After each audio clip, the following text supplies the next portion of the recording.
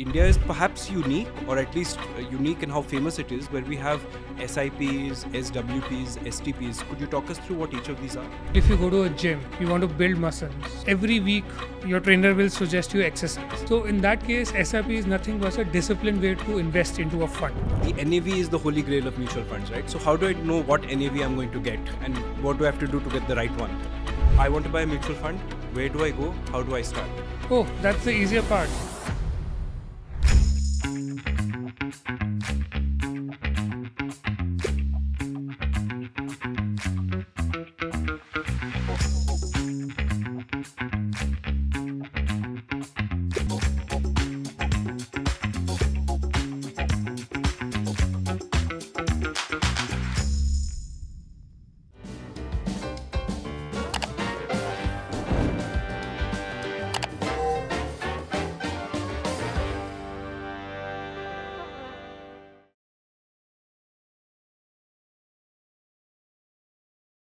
Hi everyone.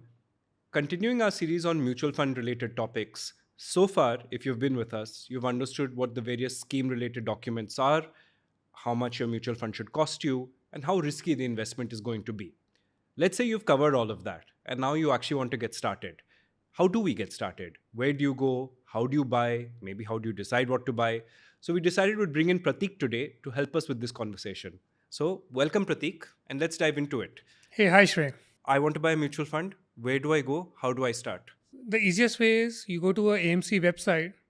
You search the mutual fund. You click on invest now. Most of the AMC websites will have their own method where you can go and invest into mutual fund. There are multiple options. Another options can be you can go to a RTA website. So basically, Carvey and CAMS in India, they are the RTAs to all the mutual funds. It's now K FinTech, right? Oh yes, it's K FinTech, correct. So you can go to their websites and invest over there, and there are other tools also, like their online platforms such as MF Utilities, MF Central. Then there are players, online players such as Dhan, Zerodha Coin, Paytm, Covera, IND Money, Funds India, ET Money. All those platforms, they make your life very easy. You have to just go select the mutual fund over there, and they will help you the process. Of course, you'll have to have either a net banking or a UPI or some other mode of transaction to invest via these methods. But the process, the technology has made it very easy to invest in mutual fund. If you're an old school person, the old method still applies. So there are physical forms which you can fill in, put in your details, and you can go and submit into a mutual funds office, or you can go and submit into the RTA's office. These would be the old school forms wherein you're putting in all your details, keeping a sign. The person over there will be timestamp that application, and you can still use those old methods of form filling and physical offline methods of investing into mutual fund. Okay. Well, so far so good. Does the time of day matter? Like what time you purchase? The NAV is the holy grail of mutual funds, right? So how do I know what NAV I'm going to get, and what do I have to do to get the right one? Got it. So it's little bit technical. So let me bifurcate mutual fund into two categories. One is your overnight and liquid fund categories. Another is rest of the world. So for overnight and liquid fund categories, the money has to come into AMC's bank account before 1:30 PM, obviously. p.m. obviously. For rest of the category, it is 3 p.m. Oh, Second is there's something called application. So your application has to hit AMC accounts before 1:30 for liquid and overnight category. For rest of the world, it is 3 p.m. And both of these have to be true in order to get the latest AUM. So when I say latest AUM for latest NAV or latest NAV, not the AUM. yeah. Sorry. So when I say latest NAV for liquid and overnight, it would be a previous day. For others, it would be end of the same day. So let's talk with the example. So it's say 2:55 p.m.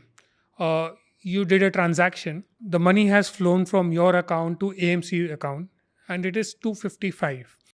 But your application to AMC comes post that, say 3:05. In that case, you'll not get the that same day end of the day NAV.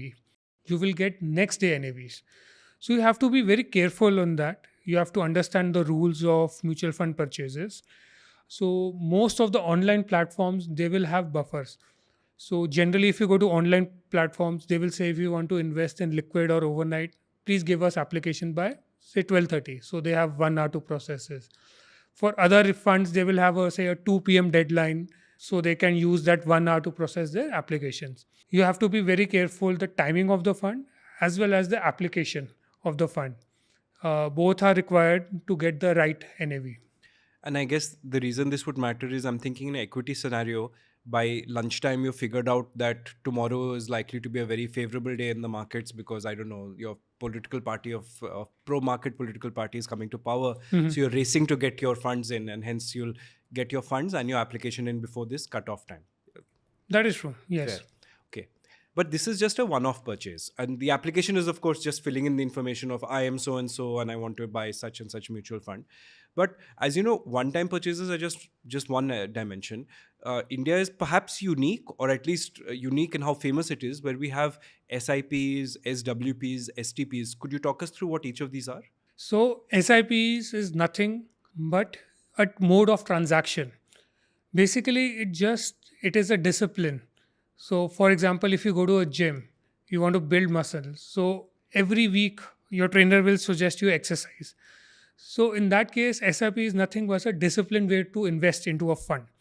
So every month or every week or maybe every quarter, you will deduct some money from a bank account and you will buy units of mutual fund. And in fact, SIB has become such a big phenomenon in India. So most of the people who I meet, they say, I'm doing a SIP in this. They will never say I'm doing a mutual fund investment. So SIP is nothing but a mandate given to your bank that end of a month or on a specific date, please reduce this X amount from a bank account and give it to this mutual fund house. You can set up this SIP mandates on the AMC websites, on the RTA websites, and on the bank itself. So generally, you need to have certain one-time mandate given to a bank. It can be a physical form which you can sign and give it to your banker, or it can be online. And in today's world, everyone is doing it online using OTP and Aadhaar authentication. And you can set up different mandates also. For example, like if you want to invest only for a year, so you can say SIP for only one every month, 12 transactions. There's something called a perpetual mandate also, wherein your mandate would be valid till 2099, and apparently that is the default choice also. And there are other mandates like mandate something you continue doing this SIP from a bank account until as say to stop. So everything can be set up online. The various portals and platforms are there to set up this, and this habit of SIPs is very good in investor behavior because it is teaching investors patience, discipline, and you will eventually end up buying units at different points of time, which means at different rates also. So if you zoom in into equities, the equity movement is always very volatile. It would be up something, down, then up and down. So if you're doing a SIP investment, you are buying at the highs also and the lows also of the market. Now, if you zoom out the equities, over a period of long term, we have seen equities have given performed very well. But over a period of short term, they can be very volatile. They can go up and go down. So SIPs ideally helps investors to ride this volatility of the underlying asset. And I think it's a brilliant tool for all the investors, and it's a must-use tool for the personal finance. Okay. I vaguely remember back in the day, people used to talk about step-up SIPs where it would go up by some percent every year to keep up with one hopes you're increasing salary or something. Yeah. But I guess that's just like after 1 year, go up by 5% or something to that effect per installment. STPs and SWPs, these are much less common. Could you tell us more? Yeah. So both are kind of similar. So STP would be a systematic transfer plan.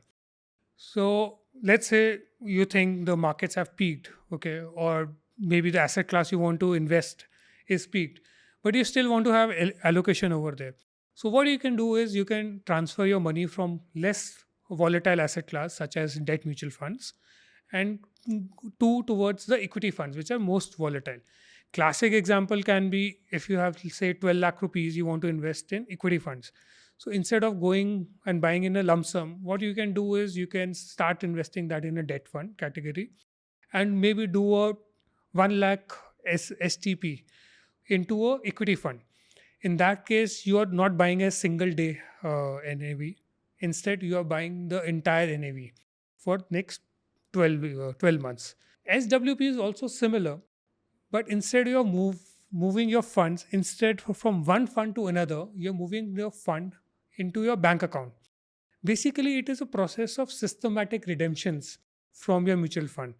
So let's say you're a retiree, you want say 10,000 a month. What you can do is you can give a SWP mandate to your fund house saying that every month end I want 10,000 worth of money into my bank account. So fund house will automatically find the number of units, closest number of the units. They will redeem it and transfer the money end of the month to you. So it is a very good product if you want a regular cash flow for anything, for your regular expenditure or for anything else you want a regular cash flow, and you can systematically withdraw from your mutual funds. I think two things that come to mind is on STPs, wouldn't it be great if they could be conditional? Like you put money in a liquid fund and you say, hey, buy this equity fund if the markets fall by 20% Oh or yeah. something. And on a SWP, one of the things that I remember working through once on an Excel sheet is realizing just how extremely tax efficient mutual funds could be, especially if you've held them for a while, because of the way you're just selling units, and so you're only paying tax on the appreciation of some units. But anyway, I guess maybe for another day. The next topic I actually know very little about: ASBA and UPI for NFOs. Could you talk this through, please? So first of all, NFO is a period when the scheme is coming for the first time. So traditionally it would be around 15 days when the scheme would be open for subscription. And ASBA is a process wherein you can invest in a NFO. So what happens in a ASBA is the money is blocked in your account. You can use those money for generating, say, a saving account interest or something on it. And the last day of NFO, your account would be debited, and it will mutual fund will get the money, and you will get the units of the new fund scheme. So ASBA in a way is a smarter way to get into NFOs, wherein you're not losing the interest of 15 days because the money is actually blocked in your account, rather than you're giving the money day one to a fund house. And UPI is the revolutionary thing. So anything from your street vendor to your mutual funds, they're accepting UPI as a payment. And UPI can be used for both things. So you're just using UPI as the means to pay for this fund Correct. offering here. Yes. So you're either using UPI or a net banking mandate or a ASBA mandate. It is just a mode of a payment out of multiple modes which you can use. Generally, net banking, UPI is the most commonly used mode of payments to into mutual fund houses. First time investor, you have everything sorted, but you've never done this before. Do I have to go somewhere, or can I do this all from the comfort of my house? So thanks to India Stack, it has become very easy to do your KYC now. Is it easier to do accounting, or is it just a different choice? So both have advantages and disadvantages attached to them. As an investor, regardless of how many funds you've invested in, every month you get like this monthly statement, like your cash statement, and you get a sense for what you have. So you'll almost never be in a position where you have, say, mutual funds and you don't know about it. They'll all will show up. So that is how it works, right? I mean, these month cash statements and so on. Yeah. So these cash statements are really a blessing for investors and their CS.